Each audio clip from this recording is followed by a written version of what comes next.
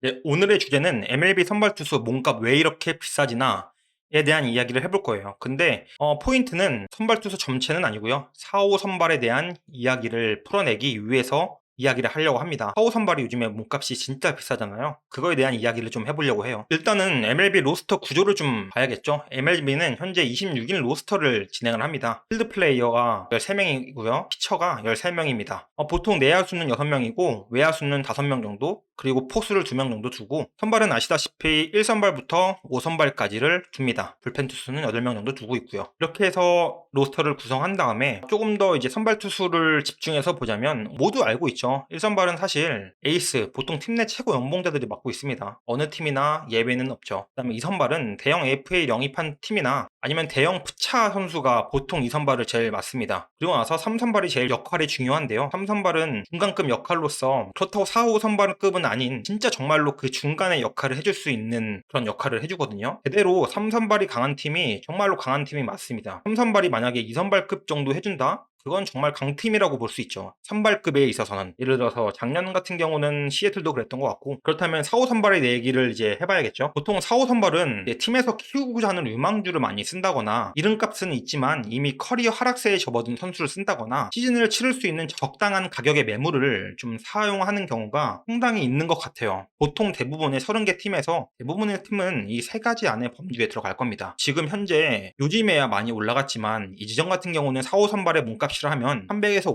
500만 달러, 그리고 맥스는 800만 달러, 이건 거의 없었고요. 사실 대부분은 300에서 500만 달러 가격이 많았어요. 그래서 일부 제 영상 보면은 댓글을 다시는 분들 중에 이게 4, 5선발이 몸값이 1000만 달러가 넘냐 이렇게 말씀하시는 분들도 많았어요. 이유는 옛날에 몸값이 이게 맞았거든요. 최근에는 아닙니다. 최근에는 4, 5선발의 계약 규모가 상당히 비싸졌어요. 아까 얘기했다시피 팀 내 유망주는 아닙니다. 이미 FA를 아직 하기 전이라서 팀 내 유망주는 연봉은 물론 낮고요. 하지만 그 계약을 했었던 사람들, 그러니까 FA를 풀려서 4, 5선발로 역할로 사온 사람들은 대부분이 1000만 달러 넘습니다. 올해 계약건만 보더라도 랜스 린이죠. 가장 대표적으로 랜스 린 선수가 화이트삭스에서 어떤 역할을 하길지 모르겠지만 1+1 해서 2400만 달러 계약을 했어요. 1200만 달러죠.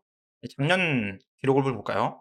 36게임에 나와서 13승 11패 183이닝, ERA 5.73, FIP 5.53, WAR 0.5였어요. 사실 이름값하고 이닝 빼곤 장점이 없습니다. 안 쓰인다고 해도 할 말이 없는 정도예요. 몸값이 1200만 달러? 좀 비싸다? 생각하지만 이게 적정 몸값이다, 현재. 다른 사례를 볼까요? 고던 힉스 선수죠. 얼마 전에 제가 영상도 다뤘는데 샌프란시스코에서 4년 4,400만 달러 계약을 했어요. 1년당 1,100만 달러죠. 작년 계약을 좀 볼까요? 2023년 성적이 65게임 3승 9패 12세이브 65.2이닝입니다. 9이닝당 삼진 개수는 11.10개였고요. 블랙 개수는 4.39개. 그 다음에 ERA가 3.23이었고 FIP가 4.17이었어요. WAR은 1.1이었고. 그런데 아시다시피 사실상 커리어 대부분을 불펜 투수로 보낸 선수예요. 근데 이런 선수를 4, 5 선발로 쓰겠다고 1100만 달러에 부르는 게 현재 시장이다. 엊그젠가 어젠가 시장에 나왔죠. 텍스턴 선수입니다. 물론 이게 적정감인가? 잘 모르겠어요. 다저스에서 1100만 달러에 1년을 계약을 했는데 88년생이에요. 23년도 성적을 볼까요? 19게임, 7승 5패, 96이닝. 9이닝당 삼진 개수는 0.47개고 9이닝당 볼넷 개수는 3.09개고 ERA는 4.5개고 FIP는 4.68, WAR은 1.0이에요. 3년간 던진 이닝이 117.2이닝밖에 안 됩니다. 작년만 안 던진 게 아니라 3년 동안 던진 이닝이 없어요. 던진 이닝이. 근데 1100만 달러다. 몸값? 제가 류현진 영상에 올렸을 때 이런 말들을 많이 했어요. 류현진 1000만 불이 말이 되냐. 넌 야알못 좀 말도 안 되는 소리 좀 하지 마라. 현재 시장 자체가 이렇습니다. 그렇다면 생각을 해볼 수 있겠죠. 이게 연봉 자체가 많이 올라간 거 아니야? 이렇게 생각할 수도 있어요. 그걸 확인하기 위해서 MLB 평균 연봉은 지난 2017년부터 21년까지 매년 좀 하락을 해왔어요. 2021년부터 23년까지는 다시 오르고 있습니다. 근데 이 오르는 게 왜 오르는지를 봐야겠죠. 물론 여러 가지 이유가 있을 거예요. 근데 그 중에 가장 큰 원인 중에 하나가 미국 물가 상승률의 지표를 좀 보시면은 좀 체감이 되실 겁니다. 2021년부터 22년까지 물가 상승이 정말 미친 듯이 올랐어요. 이거에 대한 부분이라고 생각할 수도 있어요. 이게 평균 연봉이 올라갔다, 이렇게 볼 수도 있죠. 그런 거 치고라도 물론 상당히 몸값이 많이 올라간 건 맞아요. 예를 들어서 올해 FA에 된 선수를 볼게요. 옛날 같은 경우는 억 단위 계약은 쉽게 찾아볼 수 없었어요. 이번에 필라델피아하고 계약한 에런 놀라를 볼까요? 1억 7,200만 달러였죠. 연간 2,450만 달러입니다. 작년 성적이 193.2이닝에 ERA는 4.46이었고 FIP는 4.03, WAR은 3.9였어요. 프랜차이즈 스타라는 장점이 있어서 연간 이렇게 많은 금액으로 계약을 한 것도 있지만 분명히 선발 투수의 몸값은 비싸졌다 라고 볼 수 있을 것 같아요. 또 하나의 사례가 있죠. 연간 2,700만 달러입니다. 야마모토죠. 12년 계약을 했고요. 3억 2,500만 달러입니다. 엄청난 계약 금액이죠. NPB에서 작년 성적은 23게임에 나와서 16승 6패, 164이닝, ERA 1.21, WAR은 7이었습니다. 퍼시픽 리그 3년 연속이었고 MVP랑 사와무라상을 3년 연속 수상했던 그런 장점도 있어서 분명 지금 선발 투수의 몸값은 엄청나게 상승하고 있어요. 하지만 그 안에서 분명히 야마모토 같은 1, 2선발급 몸값이 올라가는 것보다 아까 보여드렸던 팩스턴이나 랜스린이나 이런 선수들의 몸값이 올라가는 게 폭이 진짜 상당히 크다. 왜냐면 1, 2선발의 몸값이 선에서 2,500인데 보통 높은 게 지금 아까 보여드렸던 증명이 안 된 4, 5선발의 몸값이 1,100만 달러예요. 격차가 그렇게 크지 않습니다. 2배라고 생각할 수 있는데 그 둘이 해낼 수 있는 양을 생각한다면 이 2배는 많은 몸값은 아닙니다. 이제 여기서 우리는 생각해 볼 수 있겠죠. 그렇다면 이유는 뭘까? 왜 그런 걸까? 라고 생각을 할 수 있을 겁니다. 이유를 이제 개발적으로 먼저 말씀을 드리자면은 선수풀 자체에 문제가 좀 있습니다. 현재 선발 투수에 대해서. 증명이 끝난 선수들의 물갈이가 안 되고 있는 게 가장 큰 원인이고요. 그거에 따라서 이런 원인이 나오는 이유는 신규 유망 선수들이 잘 올라오지 못하는 이유가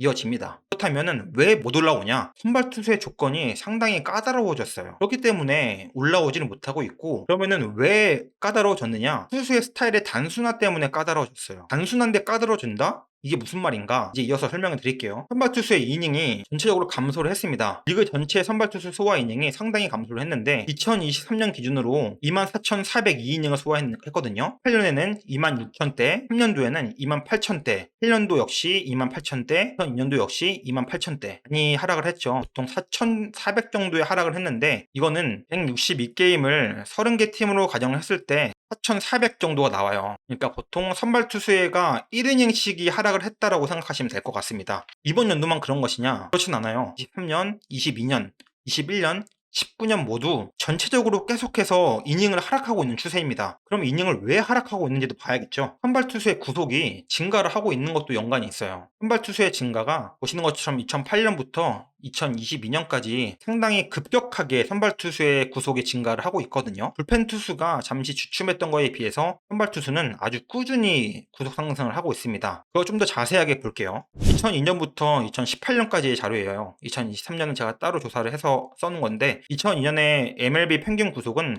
88.3마일로 142km였습니다. 그리고 2018년에는 92.4마일로 148km였고요.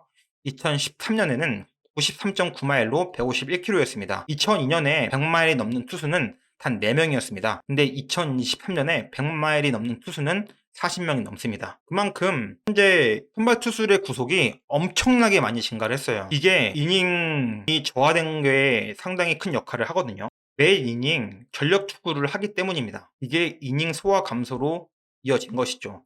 옛날 같은 경우는 투수들이 1이닝부터 쉽게 말하면 7, 8이닝까지 전력 투구를 하지 않았던 시절도 있었습니다. 아까 말했던 것처럼 2000년대 초반이라든지 90년대 말에는 투수들이 매 이닝 완벽하게 모든 힘을 쏟아서 던진 건 아니었거든요. 근데 지금은 선발 투수들이 웬만하면 1이닝부터 5이닝까지 거의 전력 투구로 임하고 있습니다. 이런 것들이 큰 문제가 됐던 것 같아요. 그러다 보니까 당연하게도 마이너 역시 구속 증가에 대한 많은 시간을 투자합니다. 전력 투구를 하는 이유가 뭘까요? 당연히 구속을 높게 하기 위해서죠. 그래서 마이너 역시 구속 증가에 많은 시간을 투자를 합니다. 그리고 이걸 알기 때문에 중고등학생 그리고 대학교에도 구속을 최우선으로 훈련을 하고 있어요. 바로 이 부분이 이제 선수 풀에 대한 아주 큰 문제로 발생하게 되는 큰 원인이 됩니다. MLB의 투미준 수술 비율인데요. 95마일 이상 투수를 기준으로 했을 때 전체 투수가 284명이었어요. 2023년 기준. 그중 95마일 이상을 던지는 투수는 88명이었습니다. 꽤나 많은 수치죠. 284명 중에 88명이면 30% 정도의 수치니까요. 거기서 토미준 수술을 받은 선수는 36명입니다. 40%가량이에요. 그렇기 때문에 상당히 많은 선수의 비율이 토미준 수술을 많이 받고 있다.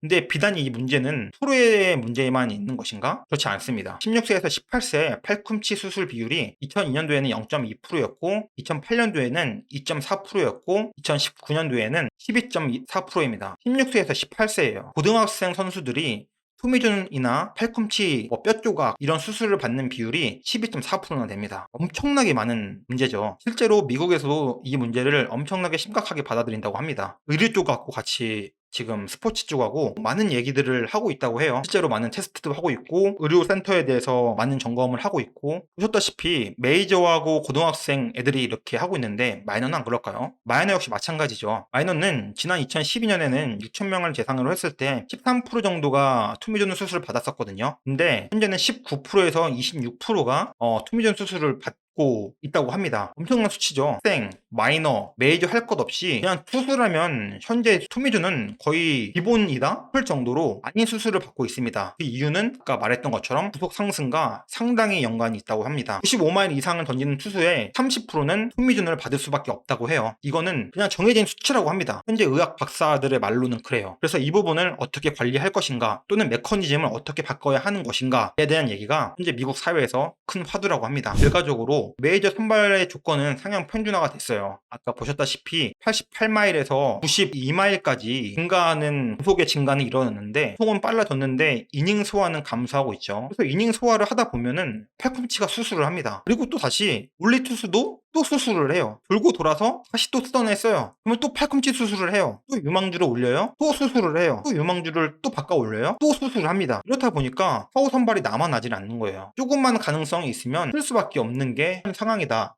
라고 생각을 하시면 됩니다. 총 정리를 하자면 파워 선발의 몸값이 계속해서 비싸지는 이유는 유망주의 부재입니다. 실력 없는 유망주가 아니라 부상을 당해서 유망주 중에 30%가 수술을 합니다. 옛날 같았으면 10명이 올라올 게 7명밖에 못 올라와요. 근데 그 7명 중에 성공할 수 있는 선수는 몇 명이나 있겠나요? 7명 올라오면 그 7명 중에서 또 3명은 또 수술을 해요. 그러니까 결국 돌고 돌아서 또 쓰고 싶은 선수만 쓰게 되는 겁니다. 그래서 구속만 보면 다들 진짜 좋은데 물릴 선수가 없는 거예요. 조금만 증명이 됐다 싶으면 지를 수밖에 없는 게 현재 약간 수순이죠. 마이너에서 언제 올라올지 모르는 거죠. 키워내는 것보다 그냥 사서 쓰는 게 싸다 싶을 정도로 지금 현재 투수의 부족난은 생각보다 엄청나게 심각하다. 그러다 보니까 핏 좀 됐다 싶으면 다시 또 수술하러 간다. 다저스가 그런 아주 큰 예죠. 워커블러, 버스트 메이, 올라오면 부상, 올라오면 부상. 바비 밀러? 몰라요. 또 언제 부상당할지. 그리고 만약 바비 밀러가 또 나간다? 메이 온다? 메이 2번 당했죠? 또 누군가 올라온다? 이번에 스노우 갔죠? 만약에 스노우도 부상당한다? 이게 되돌림표 되는 거죠. 정말 악순환이라고 할 수 있어요. 그러다 보니까 한 시즌이라도 증명을 했으면 그게 조금만의 가능성이 있으면 몸값이 떡상할 수밖에 없는 거예요. 현재 메타상 팔꿈치 약간 족가세요. 구속 짱짱맨이에요. 이런 메타가 있는 한 영원히 이 되돌림표는 심화될 것이고 서어 선발의 몸값은 상당히 올라갈 것이다. 이렇게 보시면 될 것 같습니다. 총 정리를 해봤는데 결론은 구속 상승과 그로 인한 토미존 수술 증가, 그로 인한 선발 투수들의 제공의 소래 약화,